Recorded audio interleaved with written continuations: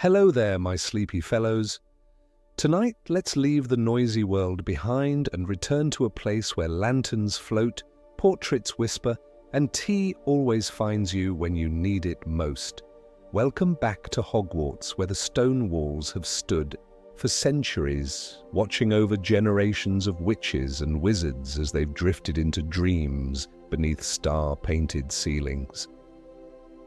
Tonight, we'll wander through quiet corridors where torchlight dances on ancient stones and slip into a forgotten corner of the library where the books sometimes read themselves to tired students.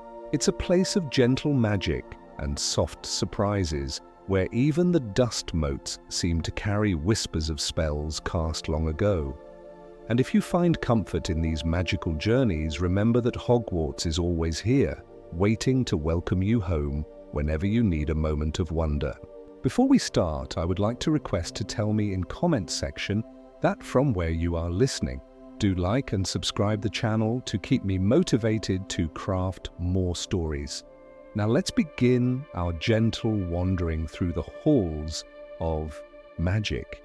You're sitting in History of Magic class, and Professor Binns has been droning on about the Goblin Rebellion of 1612 for what feels like several lifetimes.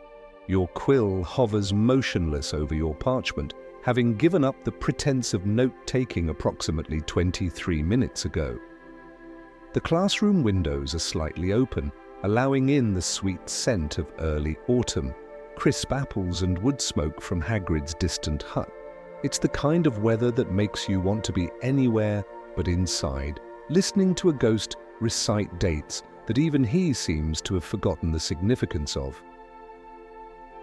Your eyelids grow heavy, and you wonder briefly if you're still in divination class, having a particularly dull vision about being in History of Magic. The thought nearly makes you smile. Professor Trelawney would certainly prefer you claim prophetic dreams rather than admit to nodding off surrounded by teacups and incense.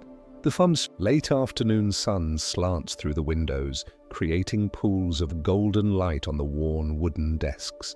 Someone 3 rows ahead of you, a Hufflepuff boy whose name might be Edgar or Edwin, you're not entirely sure, has managed to charm his quill to take notes while he dozes behind his textbook. The quill scribbles dutifully, though you suspect, if anyone were to read the parchment, they'd find the notes increasingly nonsensical as the boy's consciousness slips further away. You stifle a yawn and glance around the room. A Ravenclaw girl is actually paying attention, her brow furrowed in concentration. 2 Slytherins are playing a silent game of exploding snap beneath their desk, the cards enchanted to flash rather than bang when matched. Your fellow Gryffindors seem to be in various states of consciousness, much like yourself.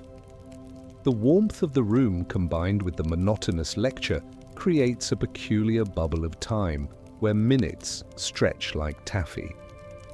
Your mind wanders to the upcoming weekend, perhaps a trip to Hogsmeade or a lazy afternoon by the lake before the weather turns too cold. When class finally ends, there's the usual shuffle of parchment and the scraping of chairs as everyone hurries to escape before Professor Binns notices the class is over. Not that he ever does. You gather your barely used quill and unopened inkpot, sliding them into your bag with the parchment that contains exactly 3.5 sentences about goblin rebellions. The corridor outside is alive with the sounds of students released from afternoon classes. Laughter, rapid conversations about homework and weekend plans, the occasional explosion from somewhere in the distance that everyone politely ignores. The portraits along the walls watch the procession with varying degrees of interest. A painting of an elderly witch with an enormous feathered hat nods off in her frame, jolting awake when a nearby suit of armor creaks. Rather than following the crowd toward the Great Hall for dinner, you find yourself drawn down a quieter corridor. Your footsteps echo softly against the stone floors as the noise of your classmates fades behind you. You're not entirely sure why you've chosen this path, Perhaps it's the quality of the late afternoon light filtering through the high windows, casting long shadows across the walls, or simply the desire for a moment of solitude before rejoining the cheerful chaos of the castle. The corridor leads to the library, which seems like as good a destination as any. Madame Pince will be there, of course, guarding her books with the intensity of a dragon protecting its hoard, but there are always quiet corners where one can sit undisturbed. The library doors are heavy oak, worn smooth by the touch of countless hands over centuries. They swing open with barely a whisper. Madame Pince insists that even the hinges know better than to squeak in her domain. The scent of parchment, ink, and leather bindings envelops you like a familiar embrace. Dust motes dance in the beams of light that stream through the tall windows, and the soft rustling of pages turning creates a gentle background music. You wander past tables where students hunch over essays and textbooks, their faces illuminated by the soft glow of enchanted lanterns. A group of first years huddles together, whispering urgently over what appears to be their first transfiguration assignment, their expressions a mixture of confusion and determination. Your feet carry you deeper into the library, past the frequently visited sections and toward the back corners where the shelves reach all the way to the ceiling and rolling ladders stand ready to assist the particularly scholarly. The carpet here is softer, muffling your footsteps, and the light takes on a golden, honey-like quality that makes everything seem slightly magical. It's while trailing your fingers along the spines of leather-bound books with faded titles that you notice something odd. A small gap between two towering bookshelves that doesn't quite match the spacing of the others. Had it always been there? You've spent countless hours in the library over the years, but this particular corner feels unfamiliar somehow. Curiosity piqued, you step closer, peering into the narrow space. At first, it seems to be nothing more than an architectural quirk, perhaps a place where the castle's ever-changing nature has created a slight irregularity. But then you notice a faint shimmer in the air, like heat rising from sun-warmed stones. You blink, and for a moment, the shimmer seems to form the outline of what might be a doorway.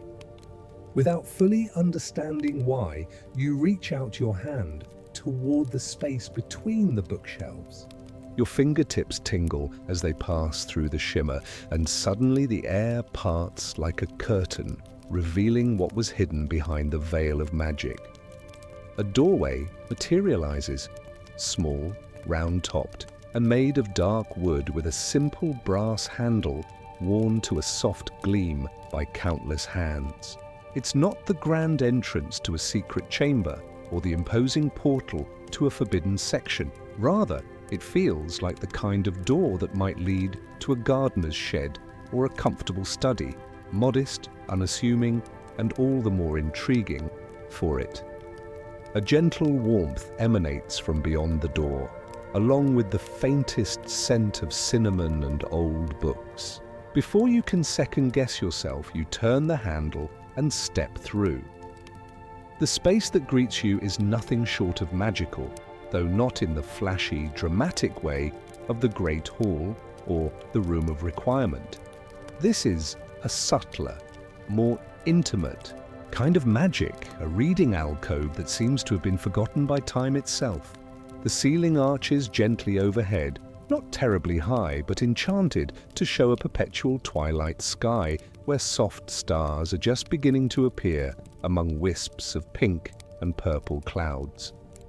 Bookshelves line the circular walls, interrupted only by a large window that looks out onto the Hogwarts grounds, though from the view of the lake and forests you suspect this room must somehow be positioned in an entirely different part of the castle than where you entered.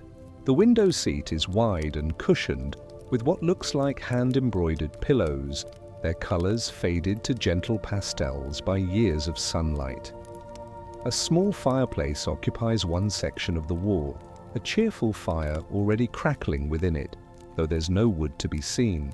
The flames shift colors occasionally from the usual orange and gold to soft blues and purples that cast soothing shadows around the room. 2 overstuffed armchairs sit before the fire, along with a small table that holds an ornate silver tea service. Well, it's about time someone found their way in here. I was beginning to think the enchantment had become a bit too effective. The voice startles you, and you spin around to find its source. Your eyes land on a portrait hanging between 2 bookshelves. A woman in elaborate Elizabethan dress with a high collar and jewels woven into her intricate hairstyle. She peers at you with an expression of mild interest, as though visitors are rare, but not entirely unexpected. Lady Bluemont at your service. She introduces herself with a slight incline of her head. Or rather, you're at mine, I suppose, as I've been dreadfully bored. This alcove hasn't had a proper visitor in, I'd say at least 15 years, give or take a decade. Time does get rather muddled when you're made of oil and canvas. You introduce yourself somewhat hesitantly, still taking in the wonder of the hidden room. Ah, yes, well, do take a seat. The tea should still be hot. It always is. One of the more practical enchantments in this place, if you ask me. As if responding to Lady Bluemont's words, the silver teapot rises a few inches off the tray and tilts itself over a delicate porcelain cup, pouring a stream of amber liquid that steams invitingly. The scent of bergamot and vanilla fills the air. Go on, it's quite safe, Lady Bluemont assures you. Made with water from the Black Lake, filtered through the roots of the Whomping Willow, gives it a certain vigor, I'm told, though I can't say I've ever had the pleasure of tasting it myself. You settle into one of the armchairs, which seems to mold itself to fit your form perfectly, and cautiously take the floating teacup from the air. The tea is indeed the perfect temperature, hot enough to warm but not so hot that it burns, and tastes of distant summers and quiet evenings. Now then, says Lady Bluemont, adjusting her position within her frame, I suppose you're wondering what this place is. Before you can respond, another voice joins the conversation, deeper and with a booming quality that seems at odds with the tranquil space. By the beard of Merlin, is that a visitor I hear? Lady Bluemont, you sly minx, keeping them all to yourself. A second portrait, previously unnoticed in the shadows beside the fireplace, now contains the figure of a portly knight with an enormous moustache and gleaming armor that seems at least 2 sizes too large for his frame. Sir Gareth, Lady Bluemont says with a sigh that suggests centuries of tolerance. Must you always shout? I never shout, madam, protests Sir Gareth at exactly the same volume. I simply project with the confidence befitting a knight of the realm. You can't help but smile as you watch the 2 portraits bicker with the familiarity of old friends. Sir Gareth notices your amusement and gives a deep bow that causes his helmet to clank down over his eyes. Sir Gareth Pendleton of the Northern Marshes, at your most humble service, he declares, pushing his helmet back up. Defender of the Forgotten Alcove and guardian of the Whispering Shelf. We guard nothing, you ridiculous man, Lady Bluemont says with an eye roll. We simply happen to hang here. Semantics, my lady, mere semantics. As they continue their good-natured argument, you take the opportunity to explore the room further. The bookshelves contain an eclectic collection, some titles you recognize from the main library, others you've never heard of. Mindful Magic, Spells for the Weary Wizard, Dreamwalking for Beginners and those prone to falling out of bed. The Gentle Art of Magical Meditation. One shelf appears to be dedicated entirely to journals, their spines unmarked except for dates that span centuries. Curious, you pull one from the shelf, a small volume bound in soft blue leather, and open it to a random page. October 15, 1743. Found this room today while hiding from Peeves. The portraits say it's called the Forgotten Alcove, though they argue about why it was created. Sir Gareth claims it was a secret meeting place for the founders when they needed respite from their students. Lady Bluemont insists it was designed as a meditation space for Rowena Ravenclaw herself. Whatever its original purpose, it's perfect for escaping the chaos of exam week. The tea never grows cold, and the bookshelf seems to know exactly what I want to read before I do. I shall return tomorrow if I can find my way back. You look up from the journal to find both portraits watching you with interest. Ah, young Bartholomew. Higgins, Sir Gareth says nostalgically. Terribly anxious boy, always jumping at shadows. Spent nearly his entire 7th year in that very chair you're sitting in. He became a renowned healer, specializing in magical remedies for nervousness. Lady Bluemont adds, came back to visit once, as a much older man. Said this room changed his life. You turn more pages in the journal, finding similar entries from different students throughout the centuries, all of whom had stumbled upon this room when they needed it most. Some entries are joyful, others melancholy, but all express a sense of peace found within these walls. The room doesn't appear to everyone, Lady Bluemont explains, noting your interest. Only to those who truly need a moment of tranquility. The castle has its ways of knowing. As if to validate her words, a book slides itself from a high shelf and floats gently down to land on the small table beside your tea. Common Magical Creatures and Where to Avoid Them by Percival Wimbledon. You hadn't been thinking about magical creatures specifically, but with Care of Magical Creatures homework waiting for you back in the common room, the book's appearance seems like more than coincidence. The Whispering Shelf, Sir Gareth announces proudly, knows what you need before you ask. Terribly clever enchantment, been known to provide just the right reference for an essay due the next morning, or a novel perfectly suited to one's mood. You open the book to find gorgeous illustrations of various magical creatures with detailed notes about their habitats and behaviors far more coherent than anything you've managed to scribble down during lessons. There's even a section on the proper distance to maintain when sketching various creatures, information that would have been extremely helpful last week when your attempt to draw a bowtruckle resulted in several splinters and a torn parchment. As you leaf through the pages, a plate of biscuits materializes beside your teacup, shortbread with a hint of lemon, still warm as if freshly baked. The room provides, Lady Bluemont says simply, food, knowledge, comfort, whatever is most needed in the moment. Within reason, of course, Sir Gareth adds hastily. Don't go asking for eternal life or the answers to next week's transfiguration test. Tried that myself once. Well, not me precisely, but a rather desperate Hufflepuff in 1879. Room gave him a book on ethical study habits instead. Poor lad was devastated. You laugh at this, feeling more relaxed than you have in weeks. The combination of the comfortable chair, the perfect tea, the crackling fire, and the quiet company of the two portraits creates an atmosphere of such contentment that you can feel the tension of the day melting away. Outside the enchanted window, the twilight has deepened into true evening, with stars now scattered like diamonds across the velvet sky. You're welcome to stay as long as you like, Lady Bluemont tells you. The room exists somewhat outside the castle's normal time. You won't miss dinner regardless of how long you linger here. Unless you want to, of course, Sir Gareth interjects.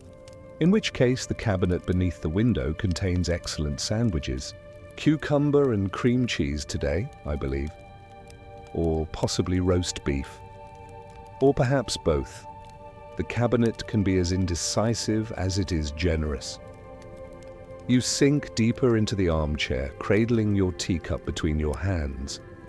and feel a sense of discovery, far more satisfying than finding some grand, dangerous chamber or forbidden magic.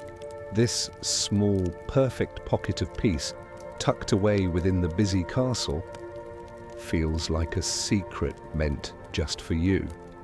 A place to return to whenever the world becomes too loud or too demanding.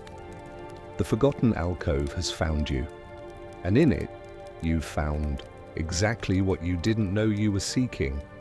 Days turn into weeks, and you find yourself returning to the forgotten alcove whenever you can slip away.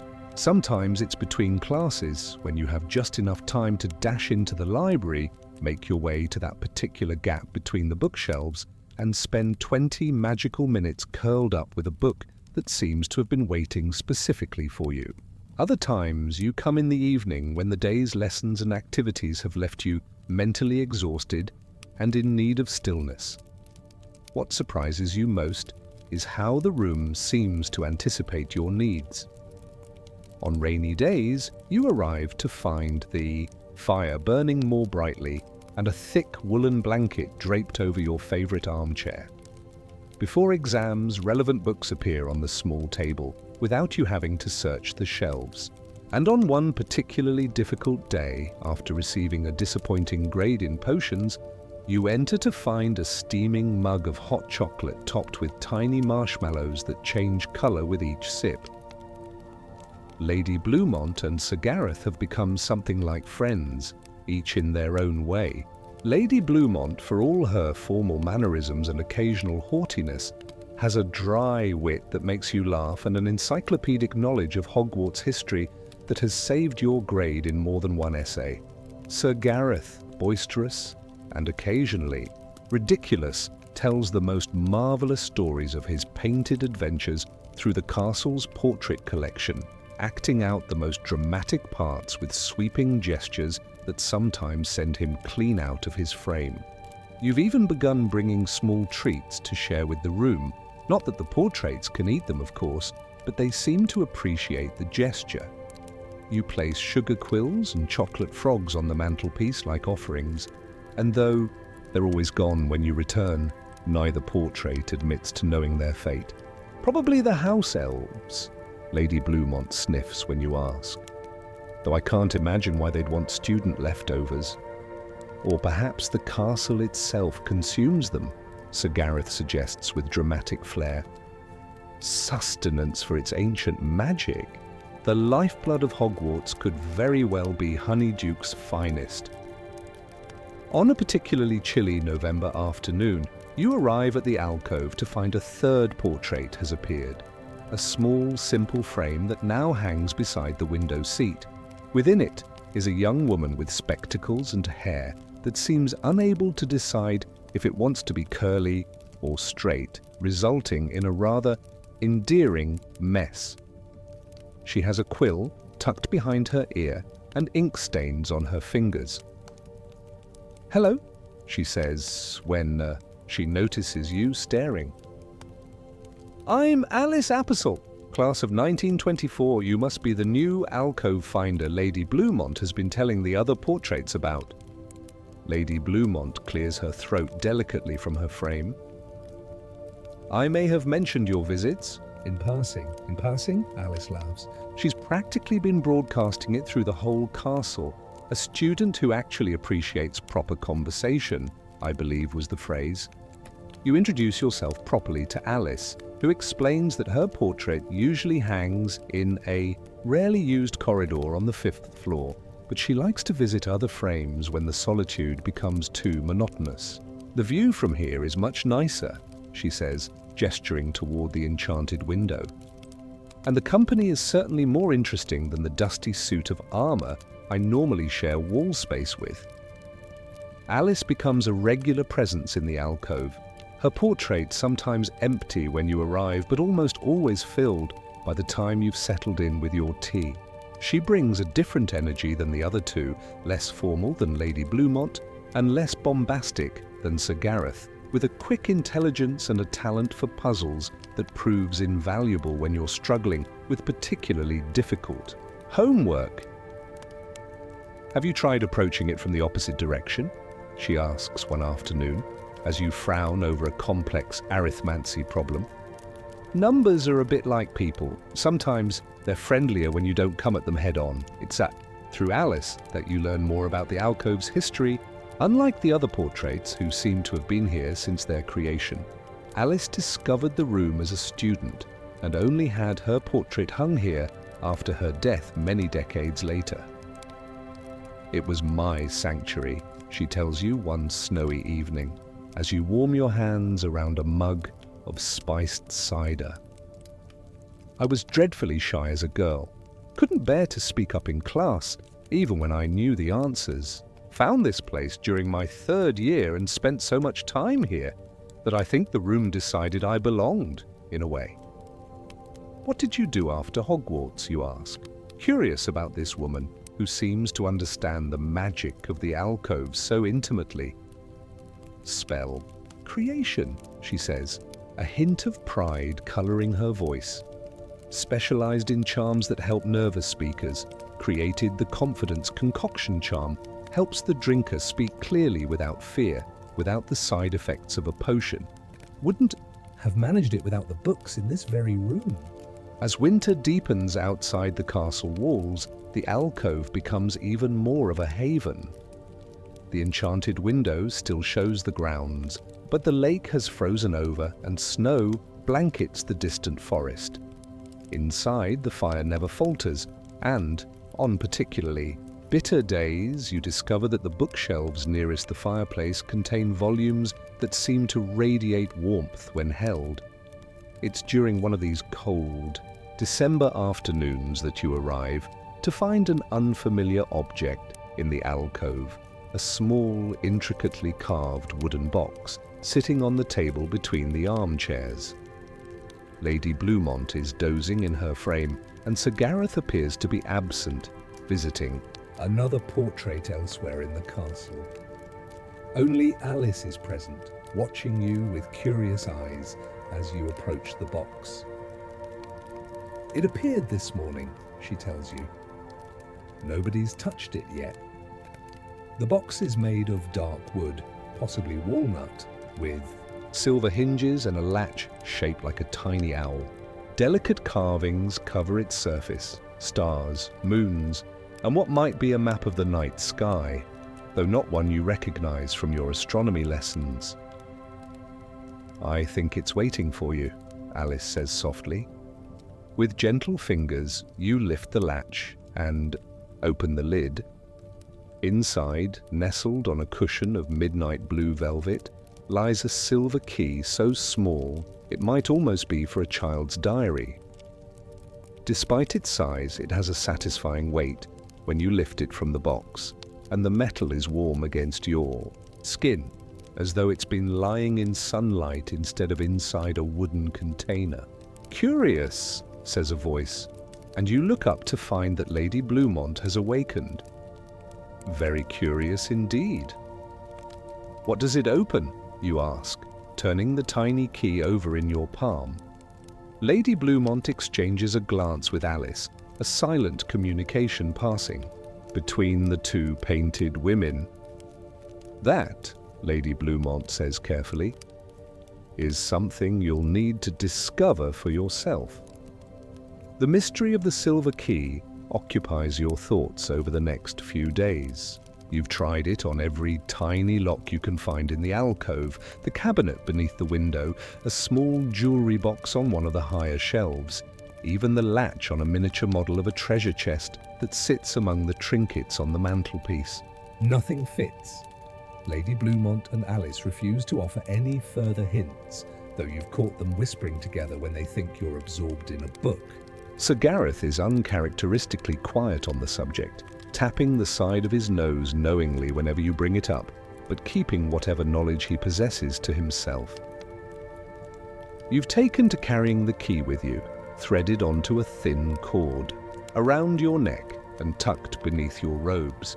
It's become a sort of talisman, a physical reminder of the alcove's magic, even when you're in potions class or the noisy Great Hall. December marches on, bringing with it the usual festive chaos. of the castle preparing for Christmas. Hagrid drags 12 enormous fir trees into the Great Hall. Professor Flitwick enchants suits of armor to sing carols with varying degrees of tunefulness, and Peeves takes it upon himself to bombard unsuspecting students with magical snow that turns their hair different colors when it melts. Amidst all this seasonal merriment, you find yourself drawn to the alcove more frequently, seeking its calm amidst the castle's cheerful frenzy. It's during one of these visits, just 3 days before most students will depart for the holiday break, that you arrive to find the room subtly changed. The fire still burns in the grate, the portraits still hang on the walls, though only Alice is present today, reading a painted book in her frame, and the shelves still overflow with their eclectic collection. But there's a new door, small and round, like the entrance to the alcove itself, but made of lighter wood with intricate patterns carved into its surface. It stands in what was previously an unbroken stretch of bookshelf between the fireplace and Lady Blumont's portrait. "Oh," says Alice, looking up from her book. "It's time then." You approach the new door cautiously.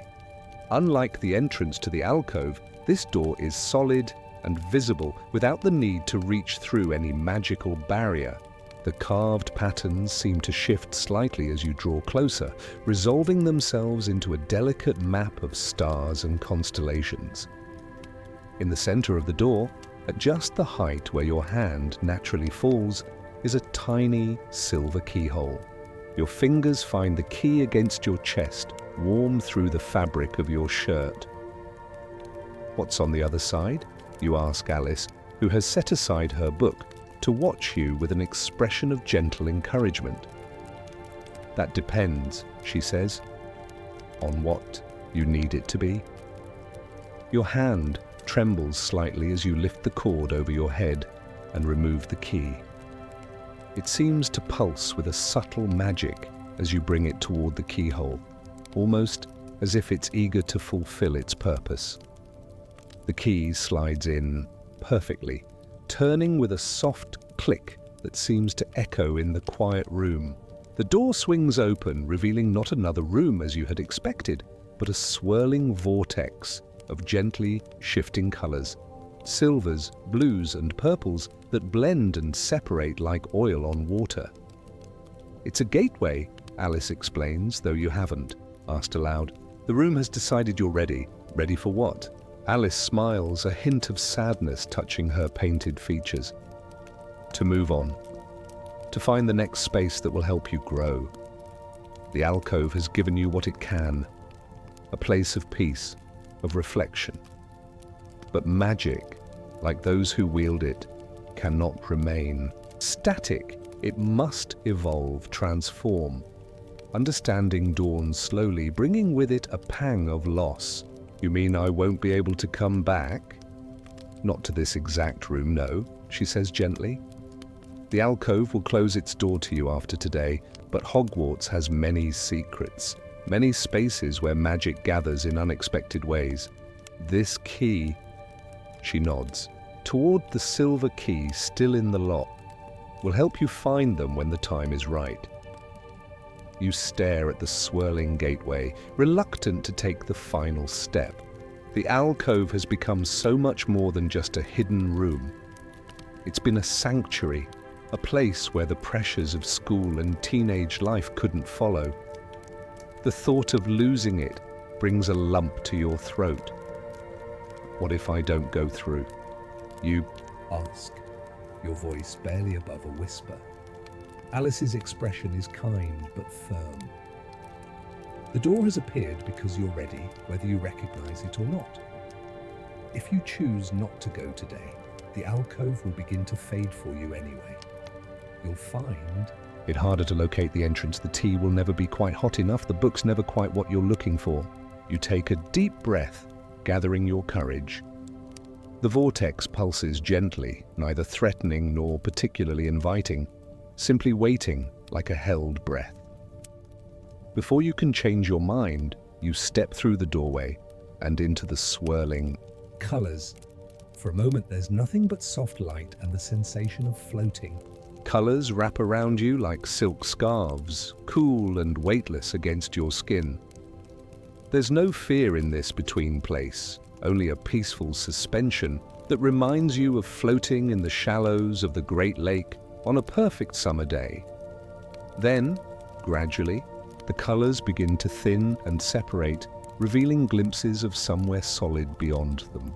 With one final swirl, like water draining from a basin, the magical transport completes, and you find yourself standing on solid ground once more.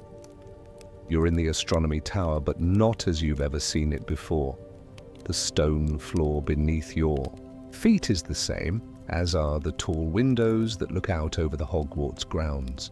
But the space has been transformed into something that reminds you of the alcove, though larger and open to the sky above.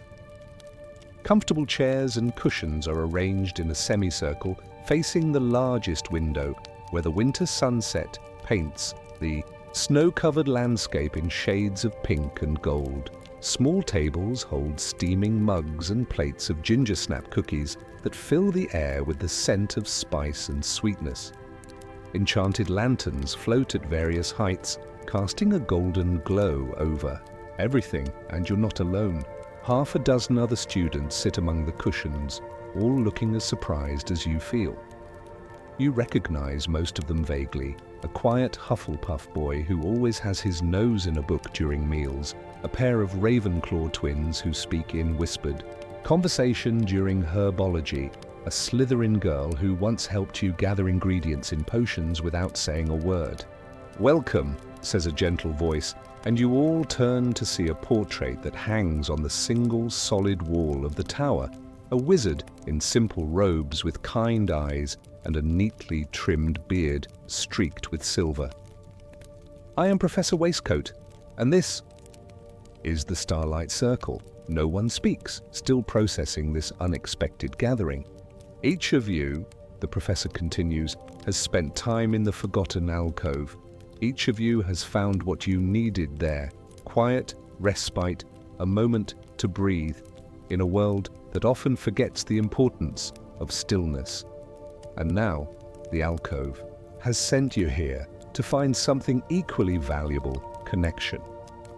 You glance around at the other students, seeing your own confusion and hesitant curiosity reflected in their faces. "Solitude has its place," Professor Waistcoat says, his painted eyes somehow managing to meet each of yours in turn. "But so does shared understanding.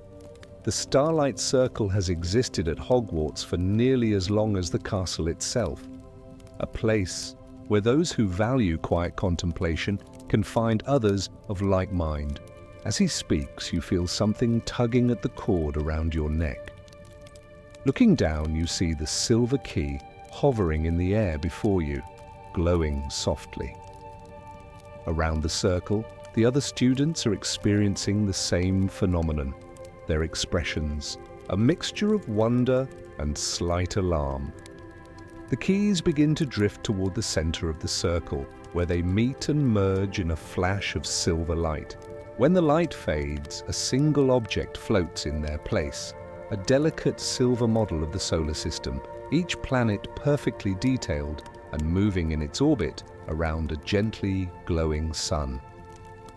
"The celestial chronometer," Professor Waistcoat says, with evident satisfaction.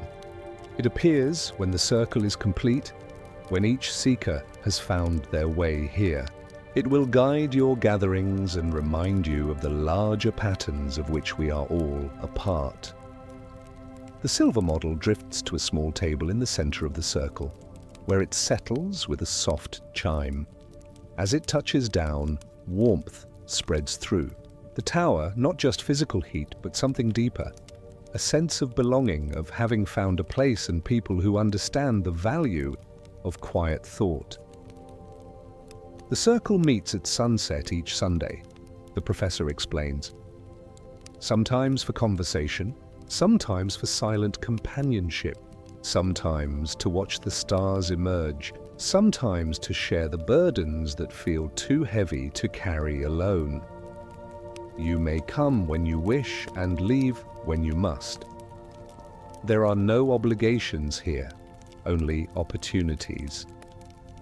As twilight deepens into true night, the enchanted ceiling above reveals a canopy of stars so clear and bright they seem close enough to touch. Someone passes you a mug of hot chocolate, and someone else asks in a soft voice if the cushion beside you is taken. Conversations begin to flow quiet and unhurried about books and stars and the peaceful corners of the castle each of you has discovered. You think of the forgotten alcove with a bittersweet pang, missing its cozy confines and the portraits who became your friends. But as you sip your chocolate and listen to the gentle voices around you, you understand what Alice meant about being ready to move on. The alcove gave you what you needed when you needed it most, a solitary refuge, a place to gather your thoughts and find your center. Now it has given you something equally precious, the knowledge that you are not alone in seeking quiet, in valuing stillness, in finding magic in the spaces between words. As your gaze drifts to the star-filled sky above, you feel a sense of completion, of having been guided to exactly where you need to be. The forgotten alcove may have closed its door to you, but the magic it nurtured continues to unfold in ways you couldn't have imagined. And somewhere in the castle, another student wanders a quiet corridor, feeling drawn toward a particular gap between bookshelves in the library, where magic waits to offer exactly what they need most. The stars wheel slowly overhead, the celestial chronometer turns in its perfect miniature orbits, and you realize that even as one chapter closes, another opens, equally full of wonder, equally brimming with magic, equally ready to transform in ways you have yet to discover. In the heart of Hogwarts, surrounded by new friends with quiet voices and thoughtful minds, you feel the castle's ancient magic wrap around you like a familiar blanket, keeping you safe as you journey ever deeper into its mysteries. The night deepens, the conversation gentles, and peace settles over the starlight circle like freshly fallen snow, silent, transformative, and perfectly suited to the season of wonder. The path to the greenhouses glimmers with frost, each blade of grass transformed into a slender crystal that crunches softly beneath your shoes. Your breath forms clouds in the cold air, but it's not an unpleasant chill. Rather, it feels cleansing, after the sometimes stuffy warmth of the castle. Hogwarts rises behind you, windows glowing with warm light, a patchwork of yellow squares against the dark stone. Before you, the greenhouses form a series of silver-etched silhouettes, their glass panes catching and fragmenting the moonlight into thousands of twinkling points. Most are dark at this hour, sealed tight against the night and its potentially mischievous inhabitants. Professor Sprout takes no chances with her more valuable specimens, not with everything from common garden gnomes to less common magical pests, eager to sample her botanical treasures. But Greenhouse 3, where the 6th and 7th years conduct their more advanced studies, shows a faint golden glow behind its frosted glass. As you draw closer, you hear the soft strains of what might be a wireless playing old wizarding ballads, the kind your grandmother might hum while knitting by the fire. Curiosity tugs you forward. Perhaps Professor Sprout is working late, tending to some temperamental plant that requires evening care. Or maybe it's a prefect on an unusual assignment. Either way, the warm light against the cold night calls to you like a beacon. The greenhouse door isn't locked, a surprise given the usual security measures. It swings open at your touch, releasing a wave of humid, earthy air that carries scents of loam, green growing things and something sweet that might be night-blooming jasmine. The warmth envelops you immediately, a welcome contrast to the frosty night. Inside, the greenhouse is transformed from its daytime appearance. The utilitarian tables where students crowd during lessons have been pushed against the walls, creating an open space in the center. Floating globes of soft amber light hover at various heights among the hanging plants, casting gentle shadows that dance across the floor as the orbs drift in an unfelt breeze. And in the center of this magical space, to your complete surprise, is Professor Sprout, but not as you've ever seen her during class hours. Gone are the patched teaching robes and practical hat. Instead, she wears what appear to be comfortable gardening clothes, loose trousers, and a flowing blouse in earthy tones, with her grey hair loose around her shoulders instead of bundled under her usual head covering. She stands with her back to you, humming along to the music as she carefully prunes a tall plant with sweeping silver branches and tiny star-shaped flowers that seem to glow from within. You freeze, suddenly aware that you've intruded on a private moment. As you consider how to retreat without being noticed, Professor Sprout speaks without turning around. Well, don't just stand there letting the cold air in. Come in properly and close the door behind you. Heat rises to your face as you gently close the greenhouse door. "I'm sorry, Professor. I didn't mean to disturb you. I saw the light and curiosity got the better of you," she finishes, turning to face you with a smile that contains no trace of annoyance. A fine quality in a student, despite what Mr. Filch might tell you. Curiosity is what leads to discovery, after all. She gestures to the plant she's been tending.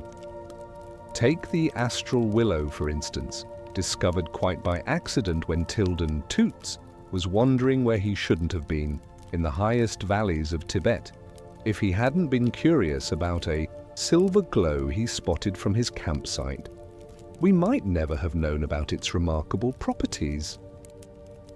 You move closer, fascinated despite your embarrassment at being caught wandering after hours. The plant is truly beautiful. Its delicate branches, swaying slightly though there's no breeze in the greenhouse.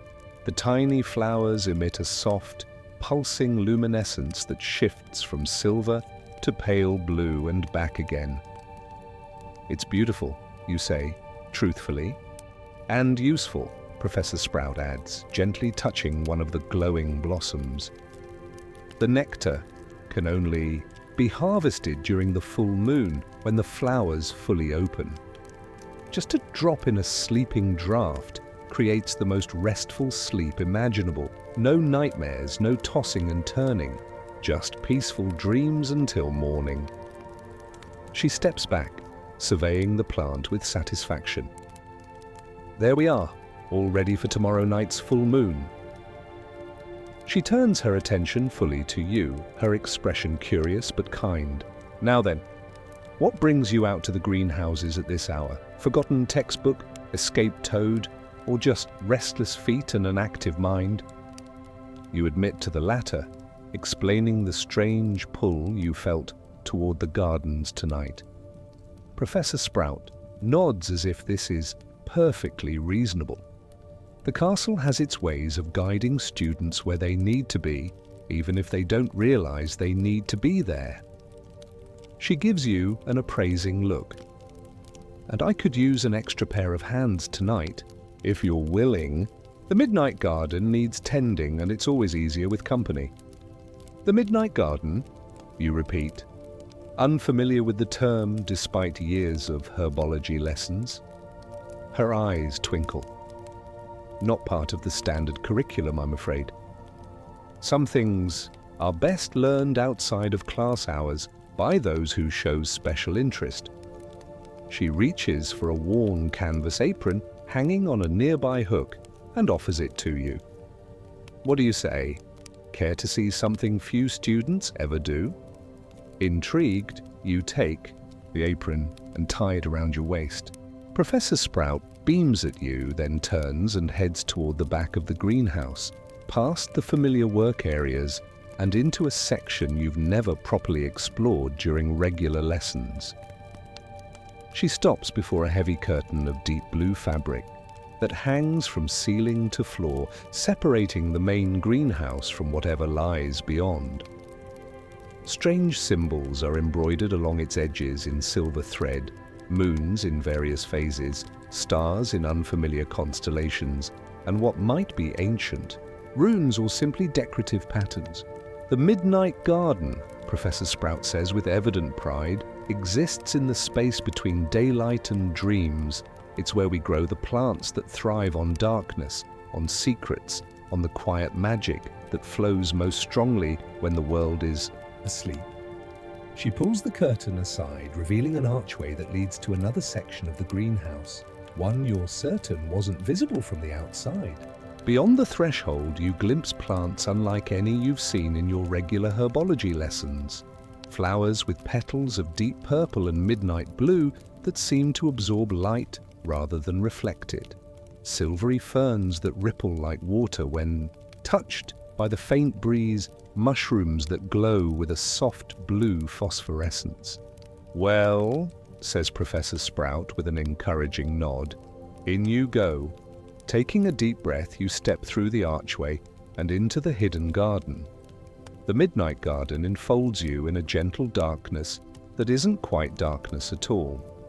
Rather than the absence of light, it's as though the space is illuminated by a different quality of light altogether.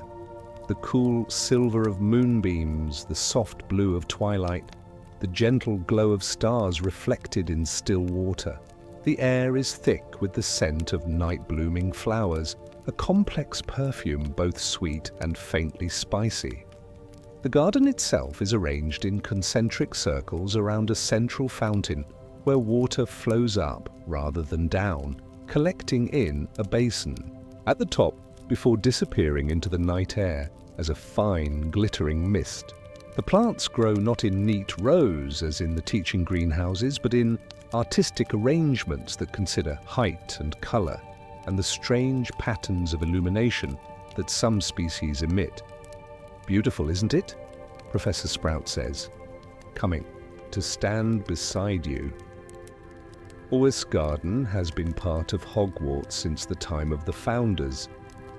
Helga Hufflepuff herself designed it, though each head of herbology has added their own touches over the centuries. You follow her deeper into the garden, past beds of flowers that close when you look directly at them and open again when viewed from the corner of your eye. Vines with heart-shaped leaves in deepest indigo climb trellises of silver wire, while what appears to be a small tree bears fruit that glows like captured fireflies. "Tonight," Professor Sprout explains as she hands you a pair of silver pruning shears, "we're harvesting Dreamweaver petals for Professor Snape. He's working on an improved version of the dreamless sleep potion, one that allows for pleasant dreams rather than no dreams at all." She leads you to a bed where flowers resembling black dahlias grow, their petals edged with a phosphorescent blue that pulses gently like a heartbeat. Dreamweavers only bloom 3 nights each month, the night before the full moon, the night of and the night after, and they must be harvested at exactly midnight for maximum potency. You check the delicate silver watch that was a gift from your parents, noting that it's just 11:30. "We have some time then." "Indeed we do," Professor Sprout agrees. "And harvesting is hungry work. Let's have a spot of tea first, shall we?" With a wave of her wand, she conjures a small wrought iron table and 2 matching chairs, positioning them beside the upward flowing fountain. Another flick, and a tea service appears, a silver pot wrapped in what appears to be a knitted tea cozy, 2 delicate cups with saucers, and a plate of small cakes dusted with what looks like edible silver. "My own special blend," she says as she pours the tea, which steams gently in the cool air of the garden. chamomile for calm, lavender for peaceful thoughts, and a touch of moonflower nectar for clarity of mind. The tea is unlike anything you've tasted before, light and fragrant, with a hint of sweetness that seems to spread warmth from your center outward to your fingertips. The small cakes prove to be equally delightful, with a flavor reminiscent of vanilla and almonds, the silver dusting adding an unexpected coolness that balances the sweetness perfectly. As you sip your tea, Professor Sprout tells you more about the Midnight Garden. Most of what we grow here isn't dangerous, just specialized. Plants that need the energy of the moon rather than the sun, or those that produce useful substances only during certain lunar phases. She points out various specimens as she speaks. The lunar lotus, whose floating blossoms open only at midnight. The starfall snapdragon, which feeds on meteor dust that Professor Sinistra collects during significant astronomical events. The whispering willow, a miniature version of the more famous tree on the grounds, whose leaves rustle with secrets if you know how to listen. Of course, she adds with a twinkle in her eye, we do have a few specimens that wouldn't be approved for the regular curriculum. Nothing dangerous, well, not terribly dangerous, but perhaps a bit too interesting for general knowledge. She gestures toward a section separated from the main garden by a small stream of water that flows in a perfect circle. Within this boundary grows a collection of plants with a wilder, less tended appearance. You notice one that resembles an ordinary rose bush, except its blossoms are the exact shade of a night sky at its darkest, with tiny points of light that might be stars scattered across the petals. Memory roses, Professor Sprout says, following your gaze. Beautiful, but capricious. A petal placed under the tongue allows one to relive a specific memory with perfect clarity, not just seeing it, but experiencing it all over again, every sensation, every emotion. That sounds wonderful, you say, thinking of happy memories you'd love to revisit?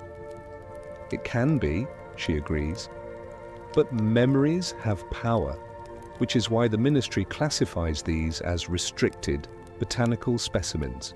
Joy can be revisited, yes, but so can sorrow or fear. And some become so enamored with living in memories that they forget to make new ones. She shakes her head. Everything in balance. That's the first rule of herbology and of life, when you get right down to it. As you finish your tea, a soft chime sounds from somewhere in the garden. Professor Sprout checks her watch and nods. midnight, time to prepare for harvesting.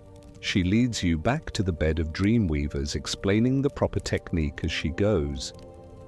One petal from each flower, no more. Cut, don't pull. The plant feels pain just as we do. And mind you, don't breathe too deeply near them as you work. The pollen can cause the most extraordinary dreams if inhaled directly.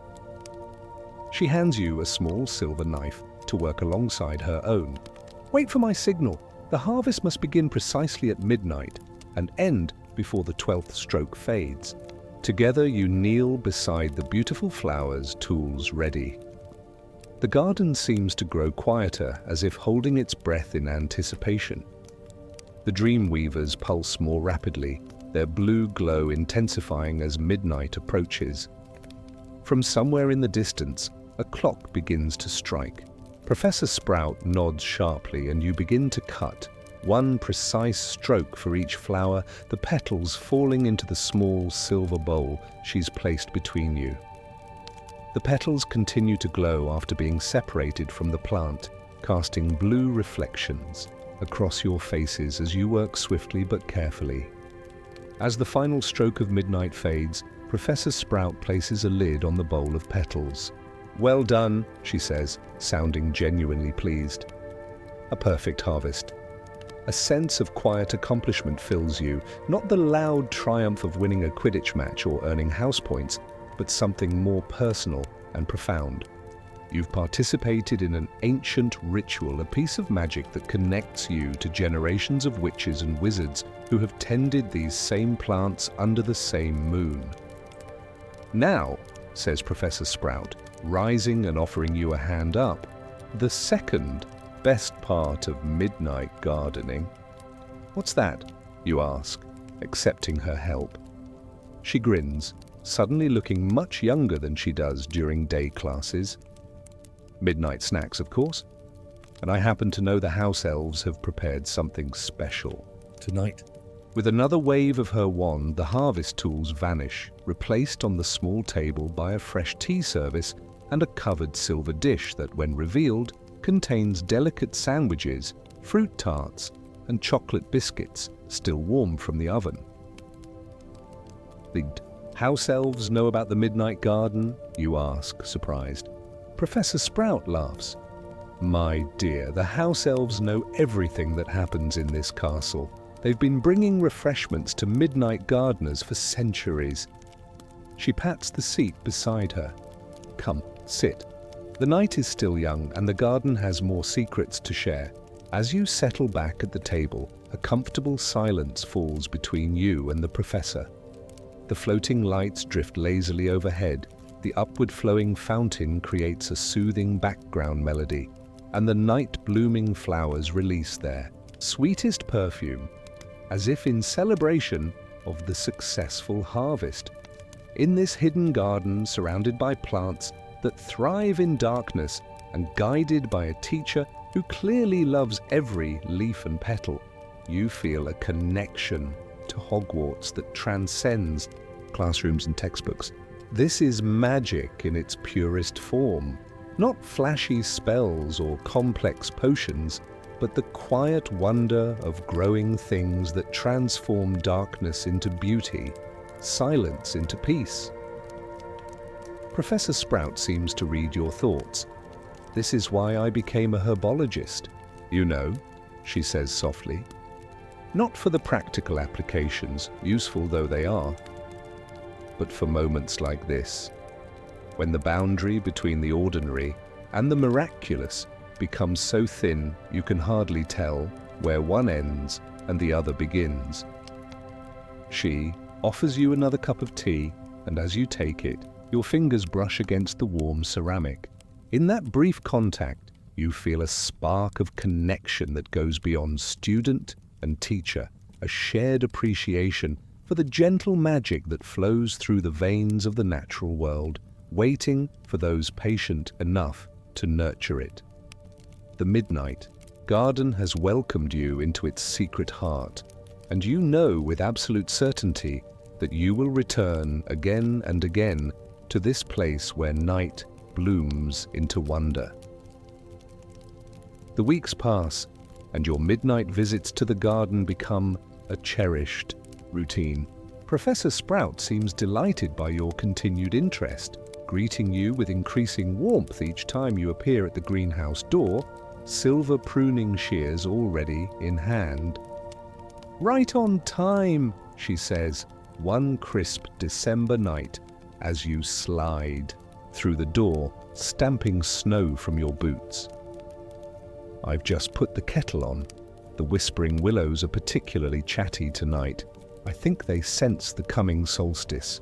You've learned the rhythms of the midnight garden now, which plants need tending, on which nights of the lunar cycle, how to tell when the starfall snapdragons are thirsty by the slight dimming of their glow, the precise, gentle touch needed to collect dew from the bell-shaped flowers that only produce their healing moisture in the deepest part of night. Professor Sprout is a different teacher here than in daytime classes. Still kind, still patient, but more willing to share the deeper mysteries of her craft.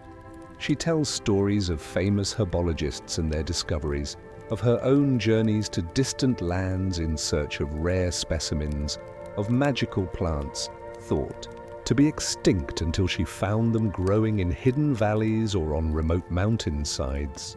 Knowledge is meant to be passed on, she says one night, as she shows you how to transplant a moonflower seedling into a larger pot. not hoarded like dragon's gold. That's where the ministry gets it wrong sometimes, classifying plants as too dangerous for general knowledge. Respect and understanding are what make a plant safe to work with, not ignorance.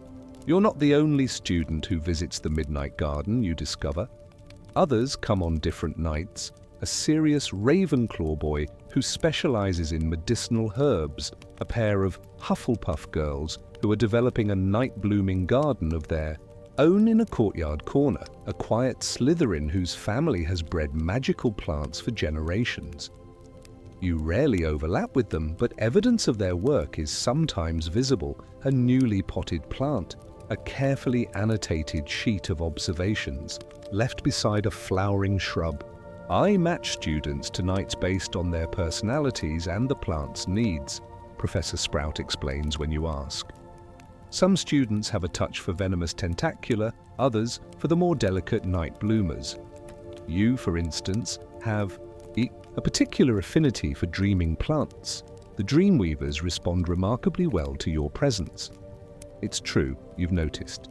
The black dahlias with their glowing blue edges seem to turn toward you when you enter their section of the garden, their pulses synchronizing with your breathing. Working with them brings a peculiar sense of calm, as if your thoughts and the plant's silent consciousness are in perfect harmony. Next week, Professor Sprout tells you, as December deepens toward the winter solstice, we'll be joined by someone special, an old student of mine who's become quite renowned in certain circles. The someone special turns out to be a witch named Athena Moonwillow, a tall, elegant woman with silver-streaked black hair who arrives in a swirl of midnight blue robes on the night of the solstice. Her eyes are the same phosphorescent blue as the edges of the Dreamweaver petals, and she moves through the garden with the quiet confidence of someone returning home after a long absence. "So you're Professor Sprout's new apprentice," she says when you're introduced, her voice carrying a slight accent you can't quite place. Pomona has an eye for talent. If she's letting you work with her precious Dreamweavers, you must have quite the green thumb. "Oh, stop it, Athena," Professor Sprout says with a laugh. "You'll make them nervous. They're a student, not an apprentice." "Not yet, perhaps," Athena says with a knowing smile. "But we all start somewhere." She turns to you. "I was just a third year when Pomona found me crying over a failed herbology project. Instead of giving me detention for being out after hours, she brought me here." She gestures around the Midnight Garden. "Now I supply dream essence to half the magical hospitals in Europe. The night of the solstice proves to be unlike any of your previous visits." Professor Sprout explains that the winter solstice, the longest night of the year, is when the Midnight Garden is at the peak of its power. Plants that remain dormant the rest of the year flower for this single night, producing substances so potent they must be handled with dragonhide gloves. "Tonight, we'll be harvesting lunar dew," Athena explains as she leads you to a section of the garden you've never worked in before. It forms only on the solstice and only on the leaves of the Argentum aspen. The Argentum aspen is a slender tree with bark like polished silver and leaves that seem to be made of hammered metal, though they move with the same flexibility as ordinary leaves. As you watch, droplets of what looks like liquid moonlight begin to form on the underside of each leaf, growing slowly until they hang like perfect silver tears. "The collection must be done in absolute silence," Athena whispers, handing you a tiny crystal vial. Each drop contains what some call distilled peace, the essence of the longest night, when darkness reaches its fullest expression before beginning to recede. The harvest is painstaking work. Each drop must be collected separately, guided into the narrow opening of the vial without touching the sides. The liquid has a strange quality. It seems both there and not there, substantial enough to reflect light but so delicate it might vanish at a sound louder than a breath. When your vial is full, Athena takes it carefully and seals it with a stopper, carved from what appears to be a single pearl. "Keep this," she says, placing it in your palm and closing your fingers around it.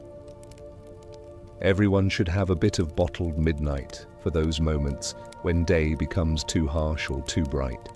Later, as the three of you share the now traditional midnight tea and treats, Athena tells stories of her travels collecting rare magical plants.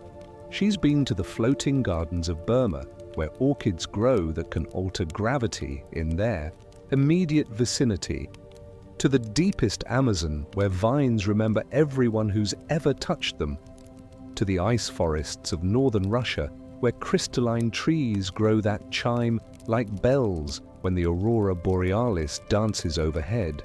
"The world is full of wonders," she says, eyes bright in the gentle light of the garden. "And most of them go unnoticed because people are looking for the wrong kind of magic, all flash and spectacle." That's what I've always tried to teach. Professor Sprout agrees. True magic often whispers rather than shouts.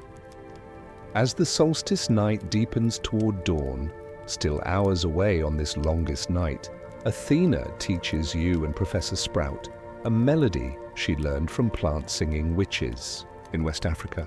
It's a simple tune, just a few notes repeated in a gentle pattern, but as you sing it together among the night-blooming plants, something extraordinary happens. The flowers begin to glow more brightly, their petals opening wider as if drinking in the sound. The mist from the upward-flowing fountain thickens, creating a gentle canopy of glittering droplets overhead. They're responding to the harmony, Athena explains softly, not breaking the melody. Plants understand music better than language. It speaks directly to their essence. You continue singing together, the simple tune weaving around the garden, like a thread of silver connecting you to each other and to the growing things that thrive in this magical midnight realm. For a moment, brief but perfect, you feel as though you can sense the slow, patient consciousness of the plants themselves, their quiet joy in growing, their deep connection to the cycles of moon and stars. It's a moment of such profound peace that tears spring to your eyes, though you couldn't explain exactly why. Beside you, Professor Sprout nods in understanding, while Athena continues the gentle melody, her voice rising and falling like a night breeze through summer leaves. When the song finally ends, the garden seems to hold its breath for a heartbeat before settling back into its usual gentle rhythms. The moment of connection fades, but the memory of it remains, a warmth in your center like the lingering heat of the midnight tea. "Well," says Professor Sprout, her own eyes suspiciously bright, "I think that's quite enough magic for one solstice, don't you? Let's finish our treats before the house elves think we didn't appreciate their efforts." The conversation turns to lighter topics. Athena's plans to establish a scholarship for promising herbology students, Professor Sprout's ongoing battle with a particularly stubborn patch of venomous tentacula that keeps trying to take over Greenhouse 2, your own progress in various classes. As the night gradually begins its slow journey toward morning, you feel a sense of belonging that goes beyond your identity as a Hogwarts student. Here, in this hidden garden of midnight wonders, you've found a connection to the natural world that no textbook could ever provide, an understanding of the quiet, patient magic that flows through all growing things. And in Professor Sprout and Athena, you've found mentors who see that same magic in you. January arrives with a bitter cold that seeps even into the enchanted warmth of the castle. Snow piles in drifts against the greenhouse walls, and on particularly fierce nights the wind howls around the glass panes like a creature seeking entry. Yet, inside the midnight garden, all remains serene, the perfect temperature maintained by spells so ancient they've become part of the structure itself. Your visits continue twice weekly now, usually alone with Professor Sprout, occasionally joined by one of the other student gardeners. Athena has returned to her work abroad, but she sends weekly owls with rare seeds or cuttings, and Professor Sprout shares these letters with evident pride in her former student. She's in Norway this month, she tells you one night, carefully, opening a small package that arrived that morning. Studying the aurora orchids that bloom only when the northern lights are at their strongest, the package contains what appears to be a perfectly ordinary pine cone, though perhaps a bit more silvery than most. Professor Sprout handles it as though it's made of the thinnest glass. A seed pod from the Silver Sentinel, she explains, her voice hushed with reverence. Nearly impossible to obtain. The trees grow only on mountains so remote that muggles have never set foot there, and they produce pods once a century at most. She places the cone in a crystal container filled with what looks like ordinary soil but smells of cinnamon and cloves. We won't see it sprout, I'm afraid. It takes decades for the first silver needle to break through, but someday, long after both of us are gone, a student will tend a sapling here and perhaps think of us. There's something deeply moving about this, the patient certainty that the garden will continue, that knowledge will be passed from teacher to student in an unbroken chain reaching into a future you will never see. It speaks to the heart of what herbology is, you realize, not just the study of magical plants, but the understanding that all growing things exist in a time frame often vastly different from human lives. As January gives way to February, you notice subtle changes in the garden. Some plants that have bloomed continuously since your first visit begin to fold their petals, entering a dormant phase. Others, previously nothing more than small green shoots, suddenly sprout buds that swell visibly. From one night to the next, the garden feels the approach of spring, Professor Sprout explains as you help her prepare beds for new plantings. Even here, where we control the temperature and light, the plants know when the world outside is beginning to wake. On a night, when the moon is just past full, hanging like a slightly dented silver coin in the enchanted ceiling of the garden, Professor Sprout greets you with unusual solemnity. Tonight, she says, we begin something of great importance. The dream orchid, which flowers once every 7 years, is ready to bloom. She leads you to a section of the garden you've never entered before, separated from the main area by a curtain of what appears to be woven moonbeams. Beyond this shimmering veil stands a single plant on a raised pedestal of white marble. It resembles an ordinary orchid in shape, with a long stem and buds that hang like sleeping butterflies, but its coloration is unlike anything you've seen. Transparent as glass in some places, opaque as mother of pearl in others, with veins of what might be actual silver running through the leaves. The dream orchid, Professor Sprout says quietly, is perhaps the most valuable plant in the entire garden. Its nectar, properly collected, becomes the primary ingredient in the draught of peaceful visions, a potion so powerful it can heal minds damaged by trauma or dark magic. You've never heard of such a potion, not even in Professor Snape's advanced classes. It's not taught at Hogwarts, she explains, seeing your confusion. The potion is so difficult to brew that only a handful of potions masters in the world are entrusted with the recipe. The Ministry classifies it as restricted knowledge, available only to certain healers at St. Mungo's and similar institutions. She approaches the orchid with reverence, gesturing for you to follow but cautioning you to move slowly. The plant is extraordinarily sensitive to emotions, she explains. It will only bloom in the presence of peaceful thoughts. Any strong, Negative feeling, fear, anger, even excessive excitement will cause the buds to close tighter. You take a deep breath, centering yourself as she's taught you to do before working with the more sensitive plants. Together you stand before the dream orchid, breathing slowly and evenly, focusing on calm, positive thoughts. Minutes pass in perfect silence. Then, so gradually you might miss it if you weren't watching closely, the first bud begins to stir. The outer petals unfurl with exquisite slowness, revealing inner petals of such delicate construction they seem to be made of morning mist, given temporary form.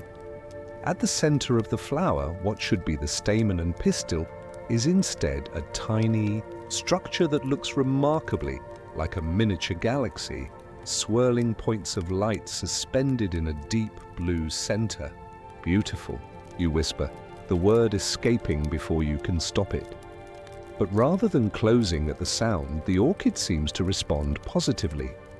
A second bud begins to open, then a third, until 5 perfect blossoms hang from the slender stem, each containing its own miniature universe. "It likes you," Professor Sprout says with a hint of surprise. Usually it takes several nights of sitting with the plant before it's comfortable enough to fully bloom. As you watch, mesmerized by the tiny lights swirling in the centers of the flowers, a droplet of liquid forms at the heart of the first blossom, not falling, but hovering just above the galaxy-like structure, catching and refracting light like a perfect diamond. "The first nectar drop," Professor Sprout breathes. This is unprecedented. The orchid typically takes a full lunar cycle to produce nectar after blooming. She moves with careful precision, removing from her robes a vial even, smaller than the one Athena gave you, made of crystal so clear it's nearly invisible. With a hovering charm, whispered so softly you can barely hear the words, she guides the vial beneath the suspended droplet. The nectar hangs for a moment longer, as if considering, before detaching from the flower and falling with dreamlike slowness into the vial. As it makes contact with the crystal, it releases a brief, soft glow that illuminates the entire secluded area for a heartbeat before fading. "Extraordinary," Professor Sprout says, carefully stopping the vial. "In all my years tending this garden, I've never seen the orchid respond so quickly or produce such luminous nectar on the first bloom." She looks at you with new eyes, as if seeing something she hadn't noticed before. "It seems you have a particular gift, my dear. A rare affinity for dream plants that goes beyond mere skill or knowledge." She carefully places the precious vial in a small wooden box lined with velvet, then turns back to you. "I think it's time we discussed your future." You settle on the small bench Professor Sprout conjures beside the dream orchid, whose flowers continue to pulse gently with inner light. The nectar droplets are forming more slowly on the other blossoms, not yet ready to fall, creating the impression of stars suspended in the quiet air of the garden. "I've watched you these past months," Professor Sprout begins, her usual brisk teaching tone softened to something more personal. "Your work in class has always been good, solid, careful, showing a proper respect for the plants. But here, in the Midnight Garden," she gestures around at the peaceful space, "here, you've shown something beyond technical skill. You have what the old herbologists called green empathy. The ability to sense what plants need without being told, to communicate with them on a level that goes beyond words or traditional magic." You feel a flush of pleasure at her words, combined with slight embarrassment at such direct praise. "Athena noticed it too," she continues. "It's why she gave you the lunar dew. She doesn't part with such treasures lightly." Professor Sprout reaches into her robes and removes a folded piece of parchment sealed with dark green wax. This arrived for you yesterday. I've been waiting for the right moment to give it to you. The seal bears the imprint of two wands crossed over a stylized plant.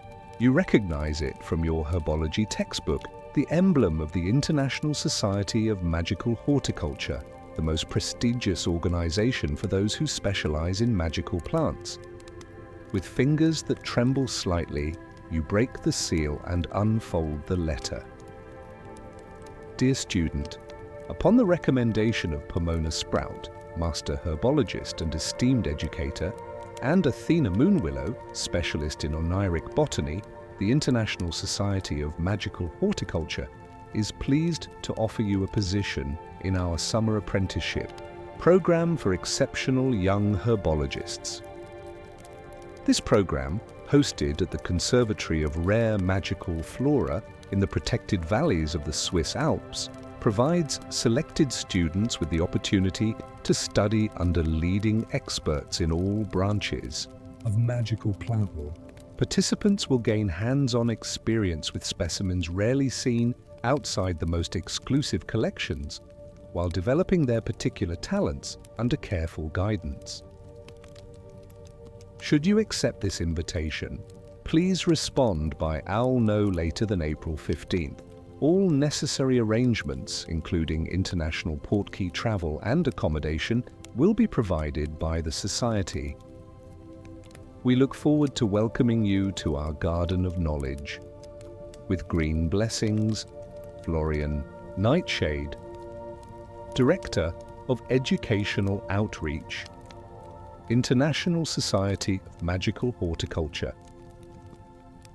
You look up from the letter, speechless with surprise. The summer apprenticeship program is legendary among students interested in herbology. Acceptance is rarer than dragon's teeth and more valuable than goblin gold in the professional world.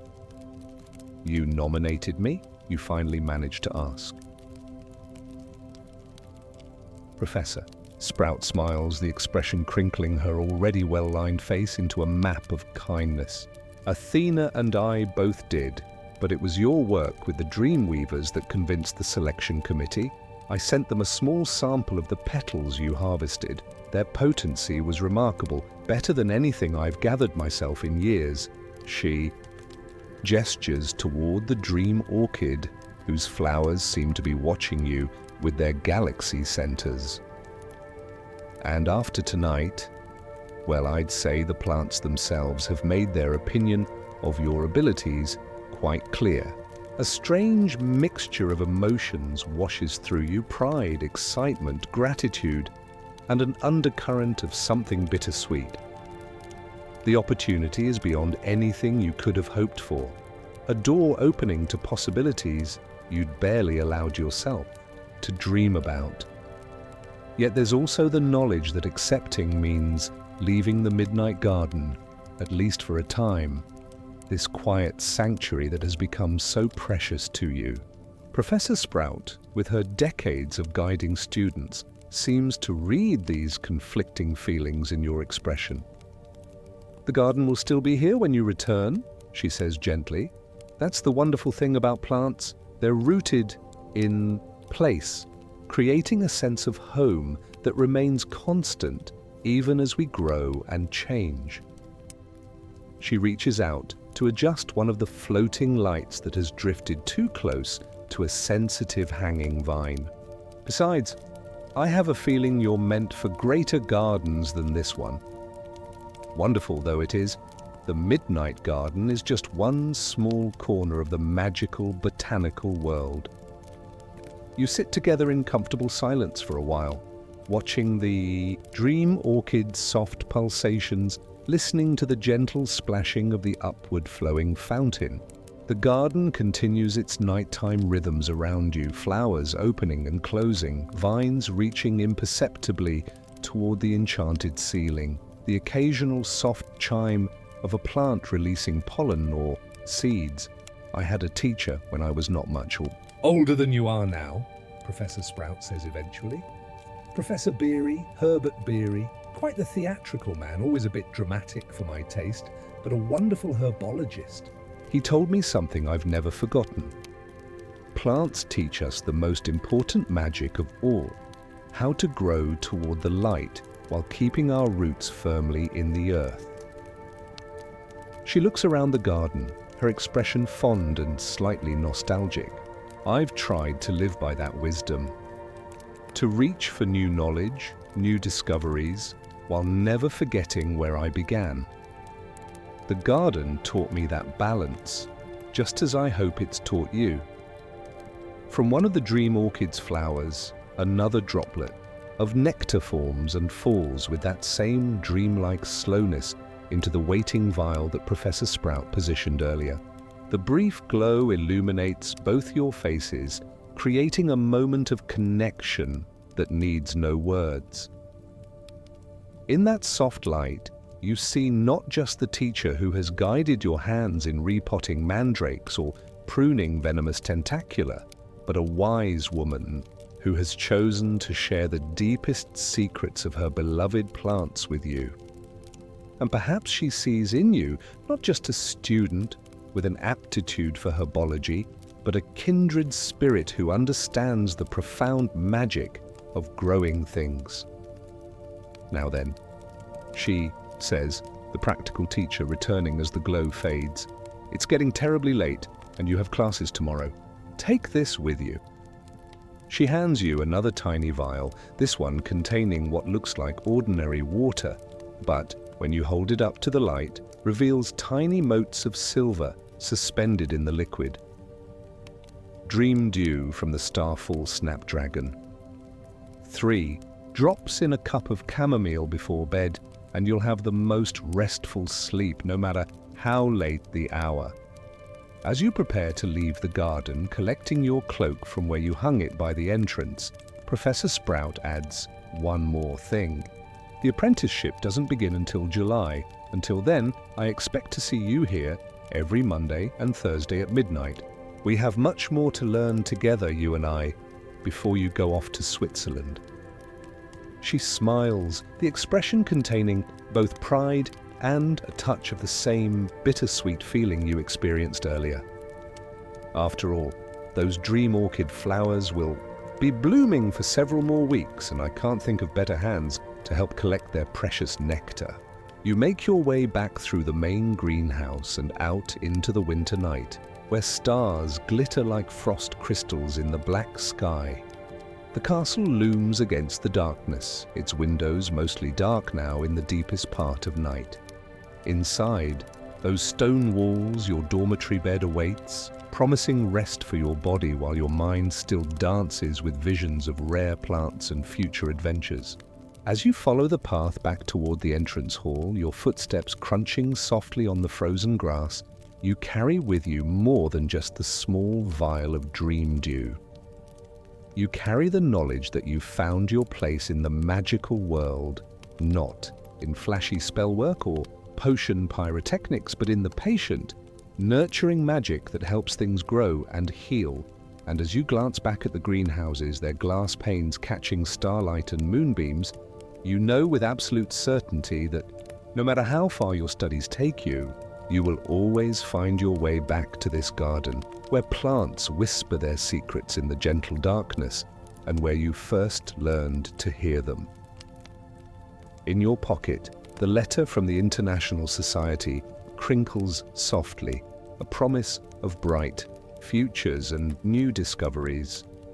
But it's the scent of night-blooming flowers that follows you into dreams, the true magic of the midnight garden, where ordinary moments become extraordinary under the watchful gaze of the stars.